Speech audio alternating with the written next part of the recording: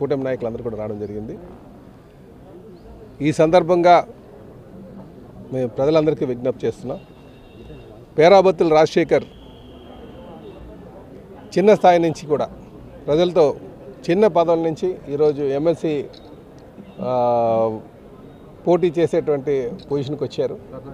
నిత్యం కూడా ప్రజలతో మమేకమైనటువంటి వ్యక్తి, ప్రజా సమస్యలపైన అవగాహన ఉన్నటువంటి వ్యక్తి, ముఖ్యంగా గ్రాడ్యుయేట్స్ ఎదుర్కొన్నటువంటి నిరుద్యోగ గ్రాడ్యుయేట్స్ కావచ్చు వాళ్ళ సమస్యల పట్ల పూర్తి అవగాహన ఉన్నటువంటి వ్యక్తి. రేపు ప్రభుత్వానికి ఈ గ్రాడ్యుయేట్స్కి ఒక వారధిగా వ్యవహరించగలిగినటువంటి సత్తా ఉన్నటువంటి వ్యక్తి అని చెప్పి ఈ సందర్భంగా తెలియజేస్తున్నాను. అలాగే ఒక మంచి వ్యక్తి అని కూడా ఈ సందర్భంగా తెలియజేస్తున్నాం. ఖచ్చితంగా మాకు నమ్మకం ఉంది, గ్రాడ్యుయేట్స్ అందరూ కూడా పేరాబత్తుల రాజశేఖర్ గారి యొక్క అభ్యత్వాన్ని వాళ్ళు బలపరుస్తారు, విజయం చేకూరుస్తారని చెప్పి ఈ సందర్భంగా తెలియజేస్తున్నాను.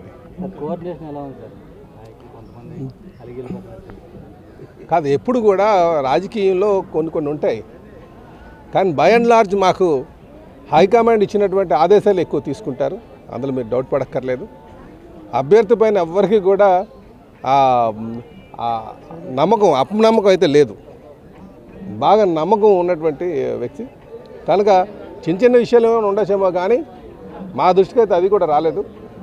ఖచ్చితంగా అందరూ కూడా సపోర్ట్ చేసి రాజశేఖర్ గారికి విజయం చేకూరుస్తారని చెప్పి కూడా ఈ సందర్భంగా తెలియజేస్తున్నాను. అలాగే ప్రజలు కూడా ఈరోజు చాలామంది ప్రజలు కూడా కూటమికి మనం మద్దతు పలకాలి, ముఖ్యంగా ఈ నిరుద్యోగ గ్రాడ్యుయేట్స్ కావచ్చు వీళ్ళందరూ కూడా.